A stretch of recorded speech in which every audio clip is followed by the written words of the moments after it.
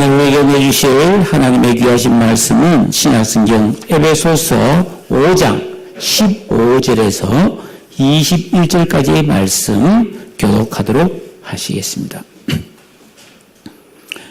에베소서 5장 15절부터입니다.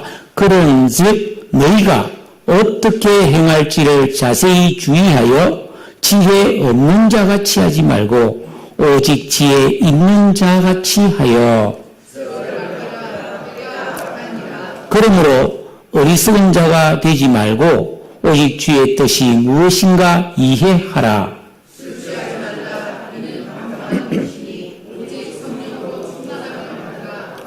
시와 찬송과 신령한 노래들로 서로 화답하며 너희의 마음으로 주께 노래하며 찬송하며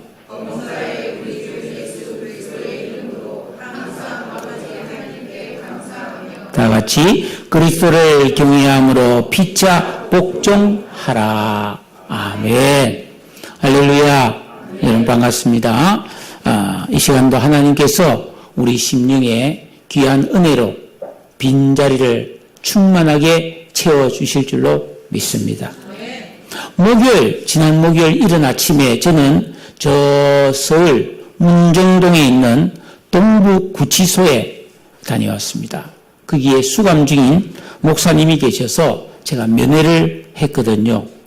10분간 그 면회실에서 칸막이를 사이에 두고 만났는데 제가 먼저 간단하게 안부를 물은 다음 제가 이렇게 물어봤어요. 목사님, 너무너무 힘들겠지만 혹시 감옥 안에서 좋은 점도 있습니까? 제가 이렇게 물었어요. 사실 가면서 무슨 말을 할까 많이 고민했거든요.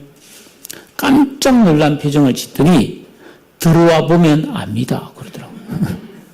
그래서 저는 들어가지 않을 것 같은데요. 여러분, 감옥은 나쁘기만 한 곳일까요? 조은희 근무사님이 그러시더라고요. 성경에 보면 감옥에서 기록된 성경도 있는데 오늘 우리가 읽은 이 에베소서, 빌립보서, 골로새서, 빌레몬서는 옥중서신이라고 감옥에서 기록한 성경이잖아요. 자기가 앞으로 이서 나가면 그런 옥중서신은 좀 더 잘 이해할 수도 있을 것 같습니다. 그러더라고요. 그런데 감옥에서 깨닫는 경우가 많이 있습니다. 미국의 공군 비행사였던 하워드 리치라는 사람이 있는데 이분은 월남전 때에 베트콩의 포로가 되었습니다.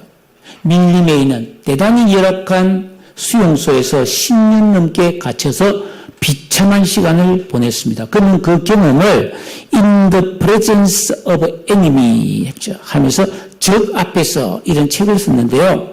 그 책을 통해서 사람이 참으로 견디기 힘든 나날을 어떻게 견딜 수 있는가 이에 대해서 기록하고 있습니다. 그는 그곳에서 인간 이하의 학대를 받으면서 갇혀 산 동안에 그 기나긴 고통스러운 나날을 여러분 더운 여름 날씨에 우리가 참 에어컨도 없고 그런 바람 한 점 없는 곳에서 견딘다면 너무 힘들지 않겠어요? 그런 날씨 사계절이 그런데 거기서 10년을 여러분 어떻게 살았겠어요? 그는 거기서 주로 과거에 자기가 살아왔던 삶을 회상하면서 보냈습니다. 그 회상을 통해서 그는 인간이 살아가는 생활 속에서 중요한 것과 하찮은 것을 너무나 선명하게 구분할 수 있게 되었다고 말했습니다. 과거에 나는 열심히 일을 하고 또 열심히 놀았다. 수년 동안 아내는 주일이 되면 같이 교회 가기를 간곡하게 권유했다. 그러나 나는 너무 바빴고 다른 일에 몰두해 있었기 때문에 교회를 나가지 않았다. 그런데 포로가 되어서 언제 죽을지 모르는 공포와 절망 속에 살면서 나는 날이 갈수록 내 영혼의 굶주림이 육체의 양식이 없어서 겪는 배고픔보다 더 큰 고통임을 깨달았다. 그렇게 말했어요. 여러분, 우리가 밥을 한 끼, 두 끼, 본의 아니게 안 먹으면 얼마나 시장하고 괴롭습니까? 저도 뭐 어쩌다가 좀 굶고 나면 막 핑핑 돌고 말이죠.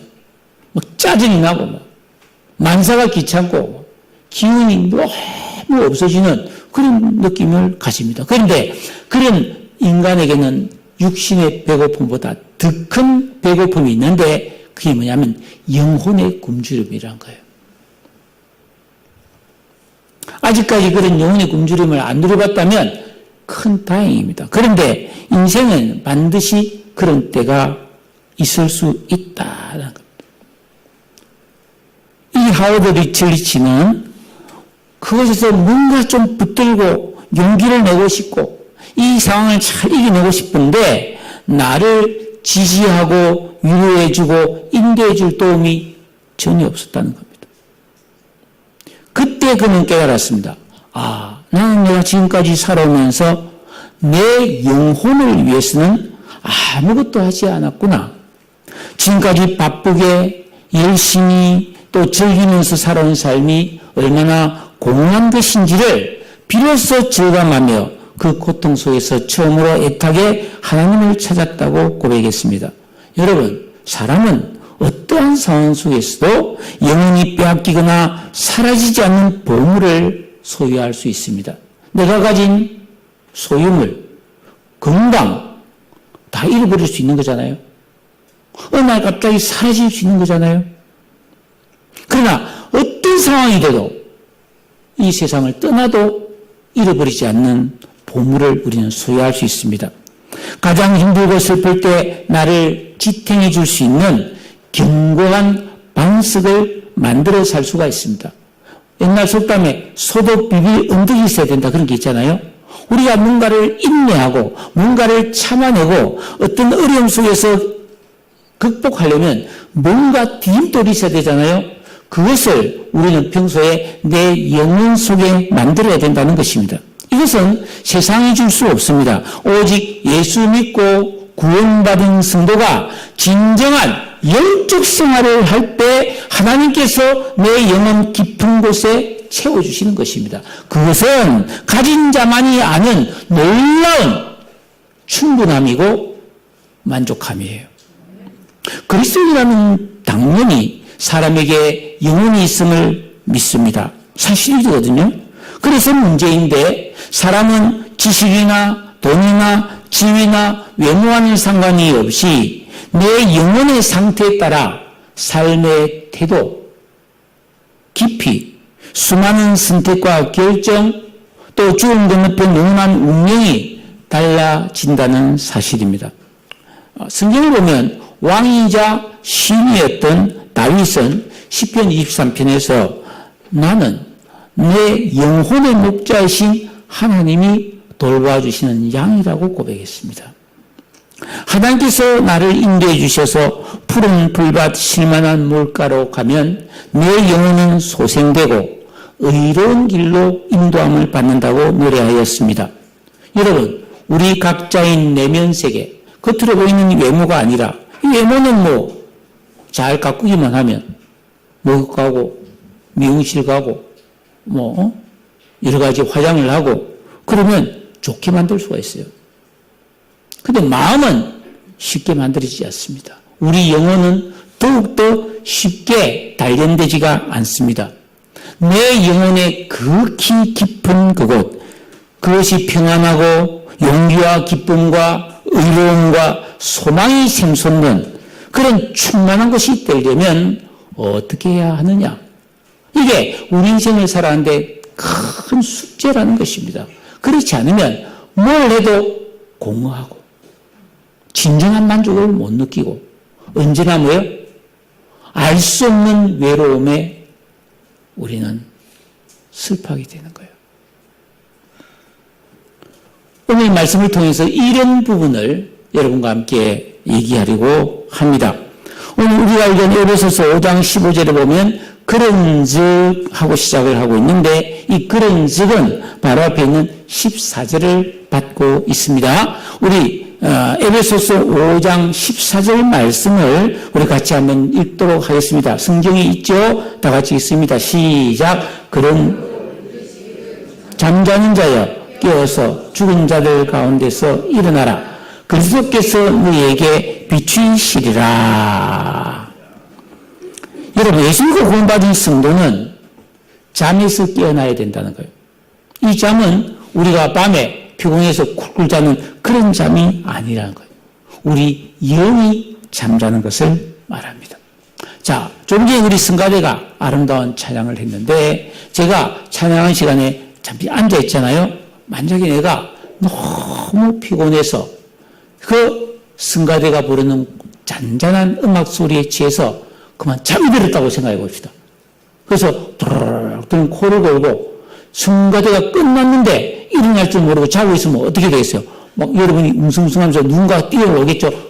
목사님 지금 예배 시간에 일어나세요. 그럴 거 아닙니까? 그때 내가 만약에 여기서 앉아서 그만 쭉 버리면 어떻게 됐어요? 영영 못 일어나는 것이. 그럴 수도 있어요. 찬양이 끝나도 다음 순서를 진행하지 못해요. 마찬가지로 우리 예수님과 구원받은 성도가 영적인 잠을 자고 있다면, 즉 성경도 모르고 기도도 하지 않고 하나님 뜻을 알지 모르니 마치 의식이 없는 것처럼 하나님에 대해서는 전혀 생각이 안 나고 그저 뭐 이 세상에서 잘 먹고 즐기고 이런 생각만 하고 있다면 우리 영혼이 잠든 상태다 이 말이에요. 성도는 그런 잠에서 깨어나야 된다라는 것입니다. 여러분, 우리가 늦잠을 자고 있는데 어느 날 늦잠을 잤는데 해가 쫙 떠서 창가에 햇빛이 비쳐서 내 얼굴에 착 빛이 들어오면 탁 깹니다. 머리 베었구나 하고 깨어나잖아요. 그것처럼 우리가 예수님과 구원받은 성도는 이렇게 예배를 드린다든지 혼자서 성경 옆에서 말씀을 묵상한다든지 하나님 앞에 진정한 기도를 하면 뭐예요? 하나님의 빛이 내 영혼을 확 비춰줘서 잠에서 깨어날 수 있는 줄로 믿으시기를 바랍니다. 그러니까 예배 시간은 우리 심령이 밝아지는 시간이고 우리 영이 깨어서 의식이 명료해지는 시간이다 이 말이에요. 여러분, 깊이 잠든 사람은 숨만 쉴 뿐이지 사실은 죽은 사람과 별 차이가 없습니다. 왜? 의식이 없으니까. 다른 사람과 소통이 안 되잖아요. 잠자고 있으면. 무슨 일이 일어날지 모르잖아요. 우리 영이 잠들어 있으면 하나님 뜻을 몰라요. 내가 지금 어디로 가고 있는지를 모르고 내가 하고 있는 이 행동과 삶이 올바른지 그런지를 모르고 망하는 길을 가기가 쉽다는 겁니다. 그런 사람 많지 않습니까? 음주운전을 한다든지 아니면 뭐 해서는 안 될 성적 범죄를 저지른다든지 아니면은 갑질을 한다든지 남에게 못할 인권 유린을 한다든지 그거는 자기를 모르게 하는 거예요. 근데 그게 뭐예요? 자기를 망하게 하는 길이잖아요. 그게 뭐예요? 영이 죽어있기 때문에. 의식이 없어요. 올바른 의식이 없어서 그렇게 사는 거예요. 우리는 어떻게 하면은 잠든 영을 방치하지 않고 깨어나서 올바른 믿음의 삶을 살 수가 있을까요? 자, 우리가 오늘 읽은 15절 말씀을 계속해서 보면 그런즉 이렇게 영의 잠에서 깨어나야 너희가 어떻게 행할지를 자세히 주의하여 지혜 없는 자같이 하지 말고 오직 지혜 있는 자같이 하여 어리석은 삶에서 벗어날 수 있다는 겁니다. 우리 주변에서 보면은 우리 직장 다니는 사람들은 잘 이해할 거예요. 여러분들이 사장이 되거나 경륜자가 되어서 밑에 아래 사람을 이렇게 관리해보면 알아요. 사람들이 다 같이가 않아요. 어떤 사람은 신중하고 지혜롭게 자기 맡은 일을 잘 처리하는 그런 사람이 있는가 하면 매사에 실수가 많고 성급하고 대책 없이 막 일을 어렵게 만드는 사람도 있다는 겁니다. 왜 그렇습니까? 지혜가 있고 없음의 차이죠. 누구나 어린아이 시절에는 지혜가 없어요. 그래서 어린아이들은 계속해서 문제를 일으킵니다. 내버려두면. 항상 지켜봐야 되지 않습니까? 그거와 마찬가지라는 거예요. 우리 예수 믿고 구원받은 성도는 영적으로 예수 믿는 어린아이인데 이 어린아이가 잘 자라야 되는 거예요. 배우고 훈련받고 익혀서 자라서 영적으로 장성한 성숙한 자가 되어야만이 어떻게 해요? 어리석게 살지 않고 지혜 있는 자같이 올바른 삶을 살 수 있는 줄로 믿습니다. 어떻게 해야 될까요? 여러분, 어린아이가 우리 집에 태어났는데 이 어린아이에게 단순히 잘 먹고 잘 입힌다고 애가 잘 자랍니까? 아니에요. 잘 가르쳐야 자라죠. 올바른 지식을 가르쳐야 아이가 자라는 거예요. 키가 자라기만 하면 안 돼요. 몸만 크지면 안 돼요. 그 아이의 인격과 성품이 자라야 되는 거예요. 아무리 어린이지라도 자라지 않으면 성인 아이가 되는 겁니다. 몸은 어른인데 정신 상태는 어린아이 수준이 너무나 많은 것을 절감합니다. 그럼 왜 그리스도인은 이렇게 매사에 주의하면서 지혜 없는 자같이 살면 안 되고 지혜 있는 자같이 말도 하고 행동도 하며 살아야 되는가? 16절에 보면 세월을 아끼라 때가 악하니라. 이 세월을 아끼라, 여러분 흐르는 시간을 어떻게 아낄 수 있습니까? 여러분 시간이 지금 이 시간에도 착착착착착착착착착착착착착착 시계가 가고 있어요. 이 흐르는 시간을 붙잡을 수 있나요? 못 붙잡죠. 그런데 오늘 성경 말씀은 세월을 아껴라, 아낀다라는 이 말을 헬라어 원문에 보면 시간을 구원하라, 즉 시간을 살리라는 것입니다. 여러분, 우리는 모두가 제한된 시간을 살아갑니다. 하루 24시간 모든 사람에게 공평하게 제한된 시간을 살아가는데 여러분, 이 귀한 시간을 어떤 사람은 요긴하게 사용하는 사람이 있는가 하면 아무 의미도 없이 그냥 허비하며 사는 경우도 많이 있어요. 영어에서는 시간을 보내는 것을 킬링 타임이라고 합니다. 시간을 죽인다는. 그러니까 우리가 이 세상을 살아가면서 죽어가는 시간을 살려내는 것, 이게 세월을 아끼는 비결이라는 것입니다. 제가 좋아하는 소설가 중에 김훈이라는 사람이 있습니다. 스테디셀러를 낸 카로의 노래, 이순신 장군이 모함에 의해서 선조의 미움을 차서 별 4개가 짝대기 하나로 감동돼서 백의종군을 할 때부터 시작해서 노량해전에서 마지막에 내가 죽은 것을 아무데게도 말하지 마라 하면서 돌아가신 그 순간까지를 기록한 책으로 아주 유명하죠. 이분이 최근에 허송세월이라는 책을 한 권 썼어요. 6월 20일에 초판을 받습니다. 며칠 전이죠? 3일 전이죠. 제가 아직 책을 사진 않았는데 이번 주간에 서점에 시간이 나면 가서 사보려고 하는데요. 이 신문에 그 책과 인터뷰가 실려서 제가 읽어봤습니다. 그 책에서 나는 지금까지 참 열심히 바쁘게 살면서 허송세월 보냈다. 그런 말을 했습니다. 기자가 물어봤습니다. 아니, 지금까지 얼마나 많은 책을 썼고 대한민국에서 많은 사람들이 존경하는 인기 있는 작가가 됐는데 왜 허송세월을 보냈다고 합니까? 이렇게 물어보니까 그분이 뭐라 했냐면 일을 많이 하고 바쁘게 살았다고 허송세월을 보내지 않는 것이 아닙니다. 그래요? 그럼 어떻게 하면 허송세월이 아닙니까? 삶의 방향과 목적이 명확해야 합니다. 그 방향과 목적을 따라 살아야만 허송세월이 되지 않습니다. 야, 내가 이 인터뷰를 보고 너무나 공감이 되었습니다.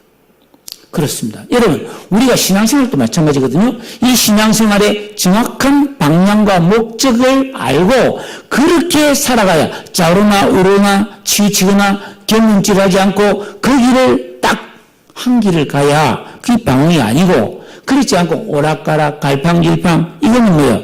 허송세월이라는 것입니다. 너무나 공감되는 말씀이에요. 여러분, 흘러가는 시간은 잡을 수 없다고 생각하죠? 근데 이런 물건은, 돈이나 물건은 잡을 수 있다고 생각하죠? 아니에요. 반대예요, 반대. 우리가 이런 돈이나 물건을 내 손에 잡고 있다고 생각하지만 이것은 뭐예요? 결국은 다 놓게 되어 있어요. 다 놓게 되어 있습니다. 제가 만약에 내일 막 확 죽어버렸다. 그럼 제가 입은 옷, 제가 가진 모든 물건, 제 서재, 그 많은 책 다 놓아야 됩니다. 불태우든지, 당근에 팔든지, 이리저리 필요한 사람에게 나눠주겠죠. 왜? 더 이상 내 것이 아닙니다. 이것처럼 이 세상에 보이는 모든 물건은 뭐예요? 보이지만 허상이에요. 영원한 내 소유가 되지 못합니다. 그런데 여러분, 정말로 붙잡을 수 있고 다시 찾을 수 있는 것은 시간뿐입니다. 여러분, 돈이나 물건은 하나님 앞에 가져갈 수가 없어요.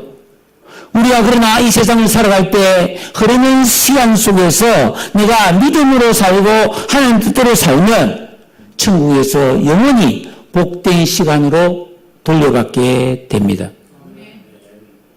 그러면 우리는 어떻게 살아야 합니까? 한마디로 지혜롭게 살아야 합니다. 여러분, 한번 생각해 보십시오. 우리는 이 세상을 살아가면서 어떨 때는 빠른 게 좋고 어떨 때는 느린 게 좋을 때가 있어요. 그래서 어떨 때는 빨리 하기 위해서 돈을 지불해야 되고 어떨 때는 천천히 하기 위해서 돈을 지불해야 합니다. 시간을 절약하기 위해서 나는 버스를 타고 싶은데 시간이 급하니까 비싼 돈을 주고 택시를 탑니다. 더 빠른 교통편을 더 많은 돈을 지불하고 이용합니다. 속발편지, 퀵서비스도 마찬가지죠. 우리는 빨리 시간을 절약하기 위해서 돈을 지불해요. 그러나 반대로 우리가 의사에게 치료를 받을 때는 천천히 자세하게 설명해주는 고급 진료를 선호하게 됩니다. 고급 식당에 갈수록 음식은 천천히 나옵니다. 물리치료나 마사지를 받을 때는 시간이 길어질수록 요금도 비싸집니다. 그래서 우리는 필요와 가치에 따라서 빠른 시간, 느린 시간을 분별해야 된다는 것입니다. 사랑하는 사람과 데이트를 하는데 빨리빨리 밥 먹고 얼른 차 마시고 집에 빨리 가자고 재촉하는 사람은 없어요. 좀 더 오래 있고 싶고 같이 긴 시간을 갖고 싶은 게 사랑하는 마음이죠. 마찬가지입니다. 예수님과 구원받은 성도가 교회 와서 예배드리는 시간이 또 내가 개인적으로 기도하는 시간이 아까워서 얼른 끝내고 빨리 끝내기를 좋아한다는 것은 그건 잘못된 생각이라는 것입니다. 즉 가치 있는 일에 시간과 물질을 들일 줄 아는 것이 세월을 아끼는 비결이다라는 것입니다. 오늘날 우리가 살아가는 이 시대는 초고속 시대이기 때문에 뭐든지 빨리빨리 하는 게 좋다고 생각할 수 있습니다. 하나님께서도 믿음의 사람들에게 머뭇거리지 말고 즉시 행하라, 곧바로 떠나라 이렇게 명령하신 경우가 많아요. 믿음의 조상 아브라함은 100세에 얻은 아들 이삭이 소년이었을 때 어느 날 하나님께서 네 독자 이삭을 제물로 바치라 라는 명령을 했을 때 아브라함은 지체하지 않고 아침 일찍 일어나 이삭을 데리고 모리아산으로 출발하지 않았습니까? 그러나 반대로 신속한 행동이 옳을 때만 있는 것은 아니고 때로 우리는 하나님의 뜻에 따라 한없이 기다릴 수도 있다는 것입니다. 이스라엘 백성은 40년 동안을 가나안에 들어가기 위해서 인내하며 광야 생활을 했습니다. 모세도 미디안 광야에서 40년을 양을 치면서 그렇게 하나님 때를 기다렸고 요셉과 다니엘도 인고의 세월을 보냈고, 여러분, 예수님도 이 땅에 오셔서 33년을 사셨는데 30년을 그냥 평범한 사람으로 몫으로 지내고 딱 3년간을 공적인 생활을 하지 않았습니까?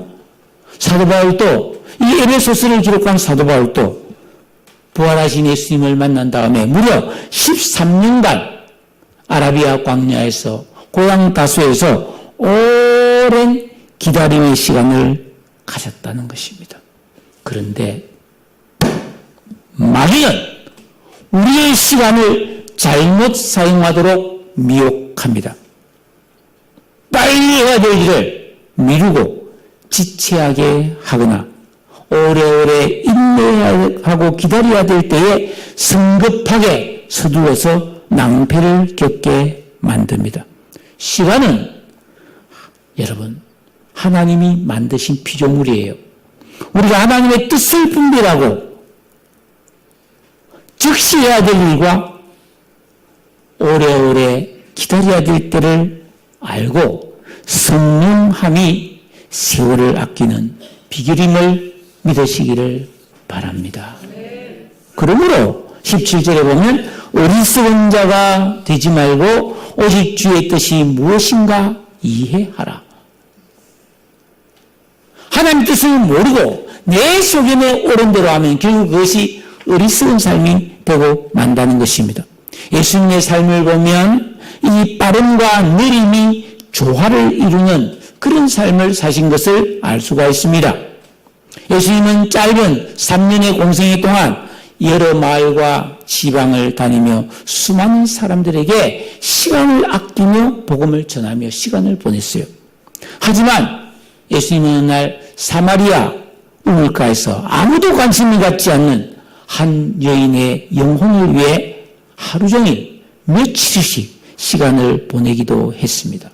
또 오병이어의 기적을 행했을 때 사람들이 막 예수님을 막 왕으로 세우려고 그러고 막 인기가 절정에 이르렀을 때 제자들 보고 빨리 배 타고 이 자리를 피해라 그러면서 본인은 혼자 산으로 가서 기도했어요. 예수님의 생애를 보면 종종 깊은 밤이나 이른 새벽에 빈들이나 산에서 하나님 앞에 기도하는 시간을 가졌습니다. 하던 일을 다 멈추고 홀로 조용히 기도의 시간을 가짐으로써 주님은 하나님 뜻을 구하셨고 그 하나님 뜻을 깨달으신 후에는 온전히 순종하셨다는 것입니다. 여러분, 우리는 이런 예수님의 말씀과 삶을 묵상함으로 주의 뜻이 무엇인가를 이해할 수 있어야 합니다. 주의 뜻을 이해하게 되면 어떻게 되는가? 잠언 2장 10절에 이런 말씀이 있더라고요. 곧 지혜가 너의 마음으로 들어가고 지식이 너의 영혼을 즐겁게 할 것이요. 근신, 셀프 컨트롤입니다. 근신이 너를 지키며 명철이 너를 보호하여 악한 자의 일과 벽을 말하는 자에게서 건져내리라. 너무나 많은 유익이 있다는 것입니다. 우리가 이런 유익을 얻기 위해서 경건의 훈련과 영적인 생활을 하는 시간을 확보해야 된다는 것입니다. 여러분, 꼭 고통이 오고 난 후에 하나님을 찾을 필요가 없습니다. 우리는 평안하고 모든 것이 제자리에서 잘 돌아가고 있을 때에도 내 영혼의 중요성을 깨달아야 합니다. 그래서 계명을 지키고 기도하는 진정한 영적 생활을 통해서 내면 세계의 질서와 영적 성장을 이루어야 합니다. 여러분, 집안이 청소가 안 돼서 엉망진창, 잡동사니가 막 구불고 막 집에 막 쓰레기가 쌓여 있고 설거지가 막 가득 쌓여 있고 막 옷장이 엉망이고 냉장고가 엉망이고 얼마나 깝깝하겠어, 그죠? 더 덥지, 여름이면. 근데 그걸 시간 내서 싹 치우고 버릴 거 버리고 깨끗이 정리하고 나면 얼마나 기분이 상쾌합니까? 우리의 내면도 마찬가지야. 우리 속이 흥크러져 있고 내 마음과 생각이 복잡할 때 이걸 정돈할 수 있는 시간이 기도요 말씀인 줄로 믿으시기를 바랍니다.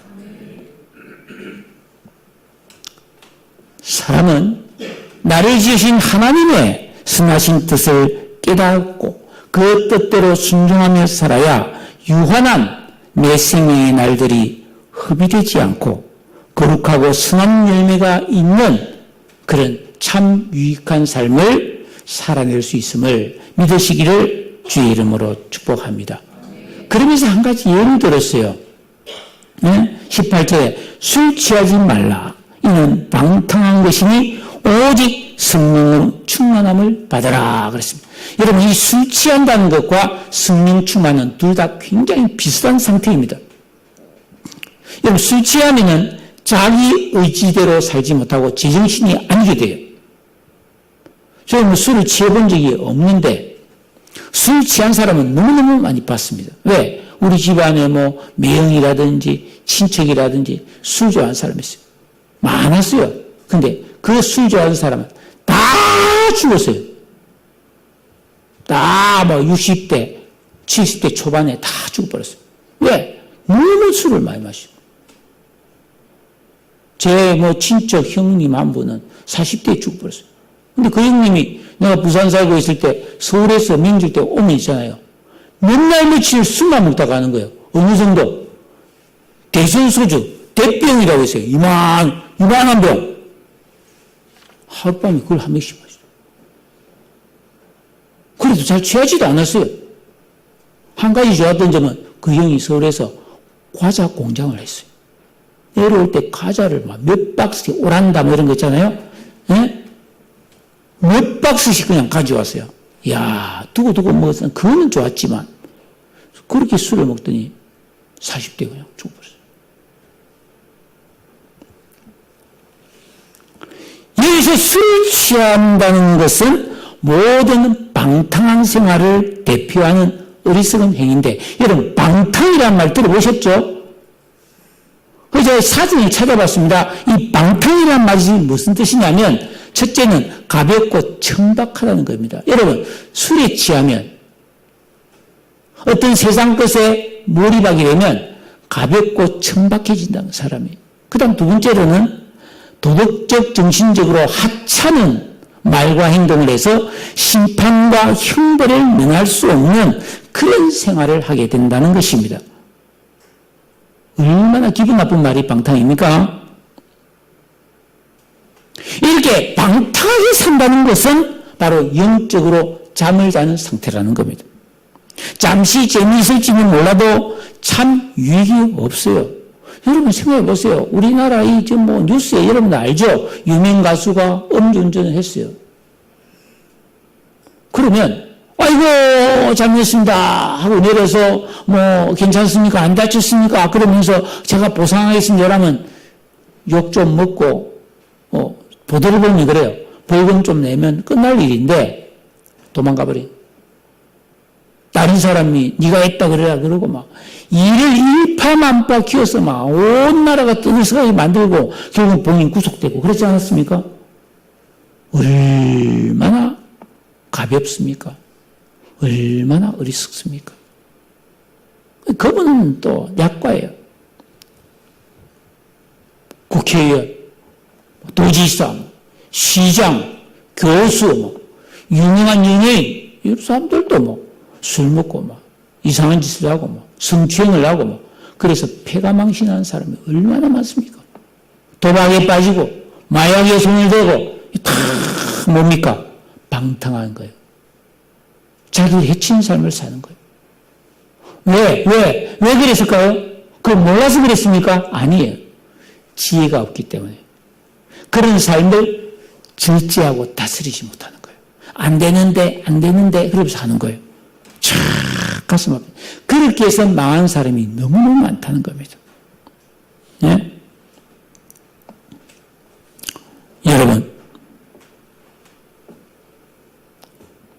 방탕한 생활을 하면 우리 영혼은 메마르고 분별력을 잃어버리게 되는 것입니다. 결국 이것은 내 시간을 다 죽이는 어리석은 행위라는 겁니다. 이런 죽이는 시간을 방치하지 말고 너의 시간을 살리라. 너의 시간을 구원해내라. 세월을 아끼라. 그렇게 말하고 있는 것입니다. 어떻게 해요? 성령 충만을 받아라는 거예요. 성령 충만을 받으면 시간을 살리고 내 영혼을 살리고 지혜로운 삶을 살고 참으로 나에게 유익하게 하는 삶을 살아갈 수가 있는 것입니다. 어떻게 하면 성령 충만을 받을 수 있습니까? 성령 충만 받는 길은 딱 한 길밖에 없습니다. 불러 막 이렇게 한다고 되는 게 아니에요. 첫째는 예수님을 올바르게 믿어야 합니다. 예수님을 내 영에 모셔들여서 나의 구주로 고백하고 내가 죄인됨을 고백할 때 먼저 주님은 나의 모든 죄를 깨끗하게 씻어주십니다. 그러면 하나님의 자녀가 되고 영혼이 살아나게 됩니다. 그 살아난 영혼을 가지고 하나님을, 예수님을 내 인생의 진정한 주인공으로 모시고 주님이 이렇게 살아라고 주신 성경 말씀을 올바르게 배우고 깨달아서 계명을 지키고 순종하면서 기도하는 이 영적 생활, 내 영혼을 살지우는, 내 심령을 기쁘게 하는 이런 영적 생활을 할 때에 여러분 어리석게 행하던 내 속에 있는 악한 의식, 생각과 감정, 인격이 뽑혀져 나가는 거예요. 그래서 지혜와 지식, 명철, 총명이 쫙 와서 우리 마음이 환하게 밝아지면서 하나님의 뜻이 깨달아지고 성령의 지시와 인도를 받아서 언제나 뭐예요?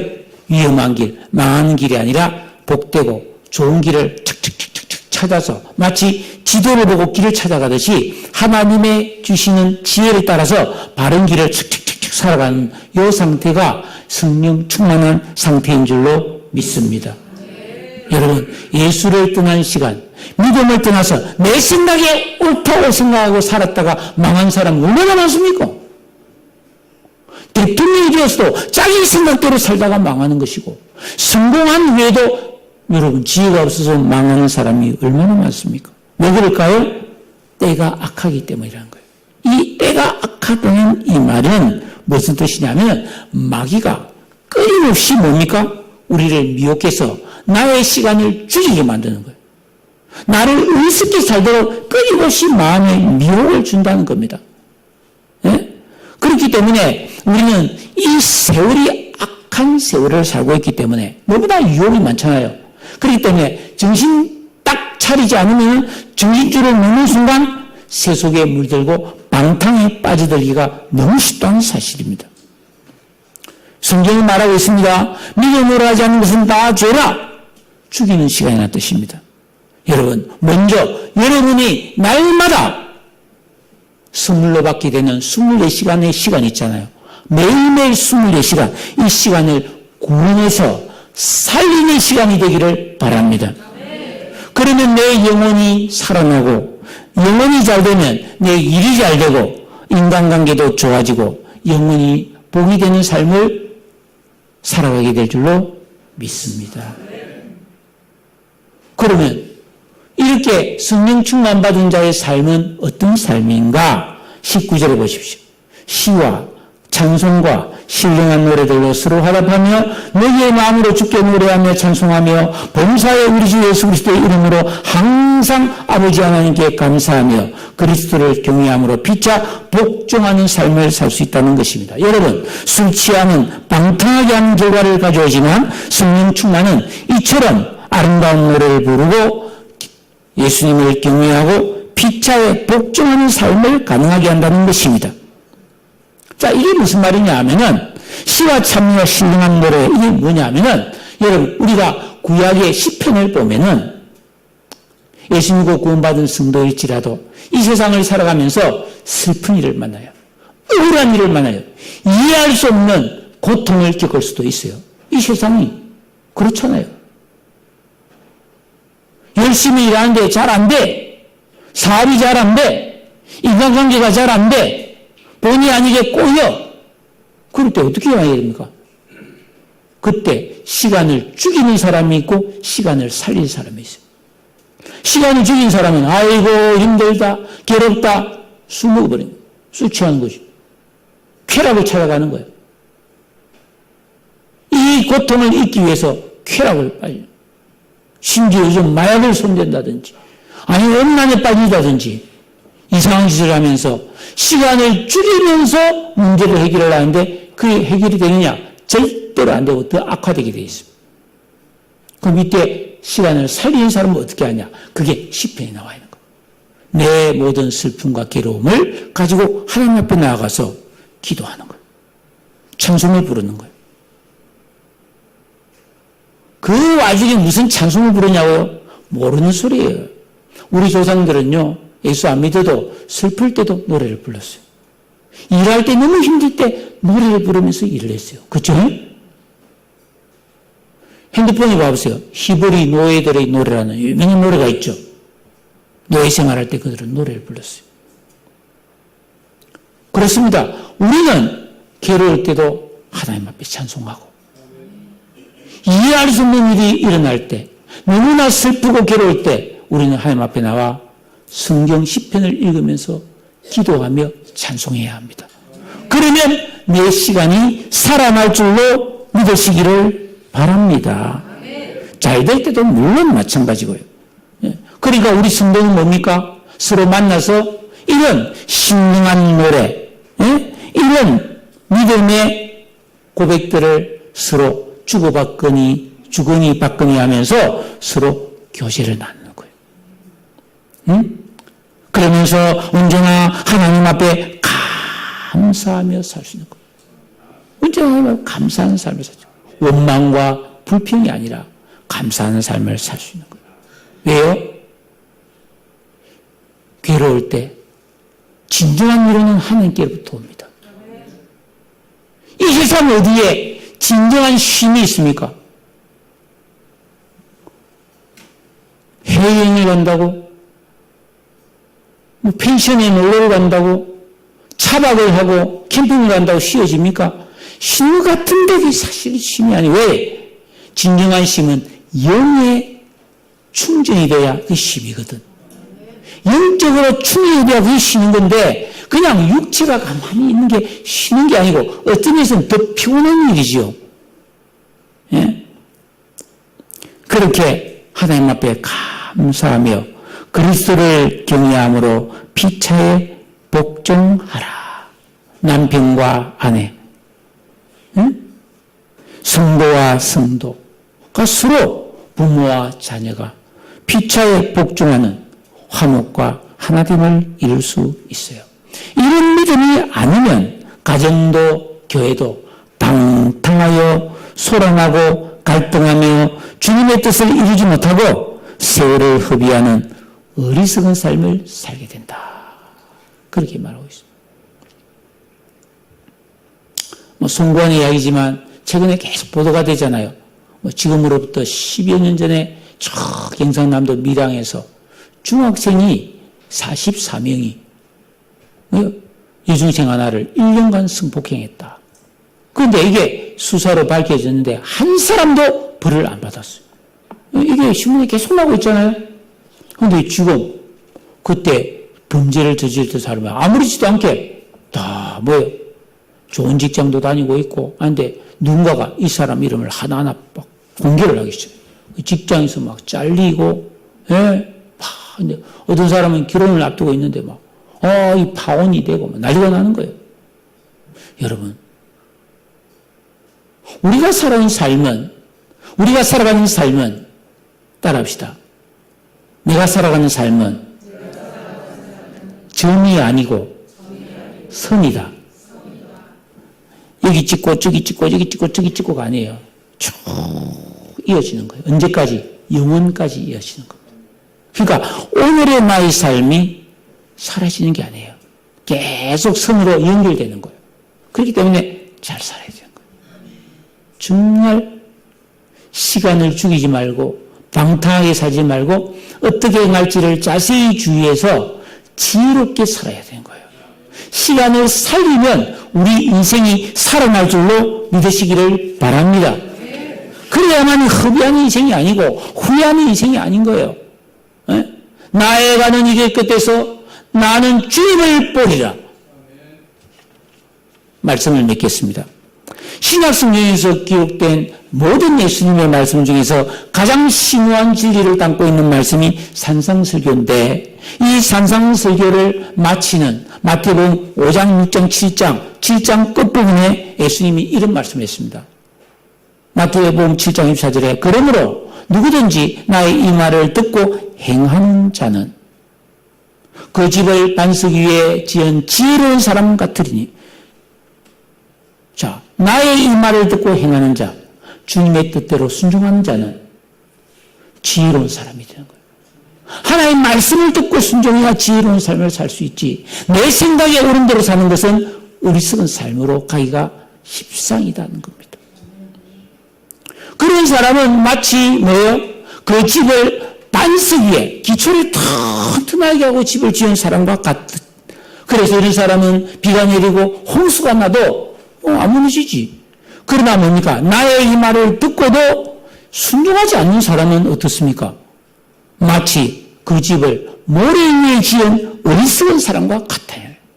그래서 비가 오고 홍수가 나면 그 집이 무너지는데 심하게 무너진다는 거예요.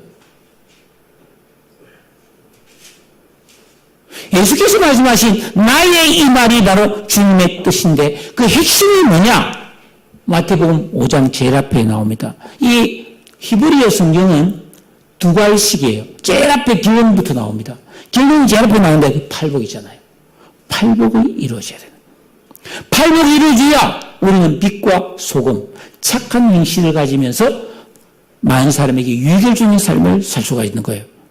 그런데 그렇게 살리는 딱 방법은 한 가지입니다. 마태복음 5장 19절 누구든지 나의 이 계명을 듣고 지극히 작은 것 하나라도 부리지 않고 행하며 가르치는 자는 천국에서 크다 일컬음을 받는다고 되어 있어요. 이렇게 분명히 계명을 지키라고 5장에서 말하고 있고 6장에 가면 바로 이렇게 기도하라 하면서 기도를 가르치고 있어요. 즉 뭡니까? 계명 순종과 기도. 이걸 통해서만 하나님의 뜻을 정확하게 분별하고 순종할 수 있는 내공이 만들어지는 줄로 믿습니다. 네. 그렇게 살아가는 방법이 다른 방법이 있어요. 이렇게 살아야만이 우리는 뭐예요? 어리석은 자가 되지 않고 지혜 있는 자 같이 세월을 아끼며 내 시간을 살리는 시간으로 만들어 살 수 있는 줄로 믿으시기를 축복합니다.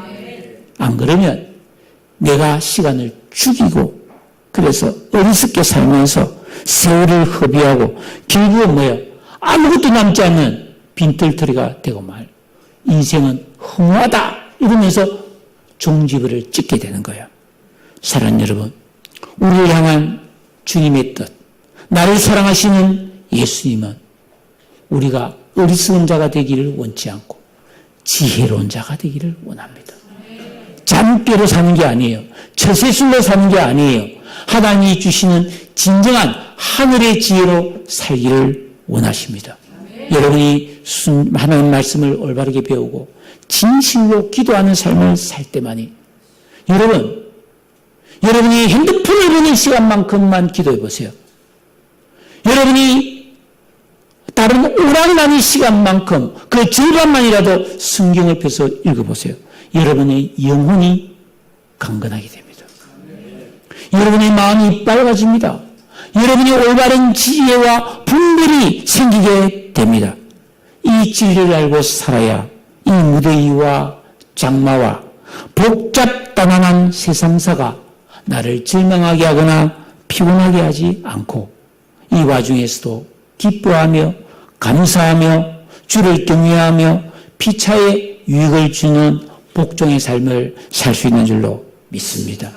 이런 진정한 영적 생활을 하며 사는 우리 모든 성도님 되시기를 우리 주님의 이름으로 축복합니다. 기도하겠습니다.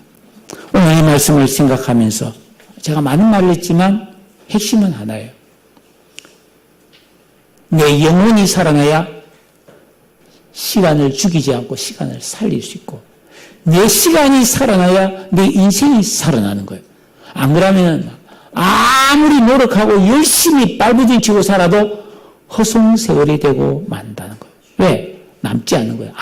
아무것도 남지 않고 다 날아가 버리고 빈손되어 버린다는 거예요. 그러나 믿음으로 살면, 하나님 뜻대로 살면 하늘나라의 영원한 내 보물을 살 수 있고, 예? 그래서 죽은 건너편 영원한 나라에서 그 모든 시간을 되돌려 받는 것입니다.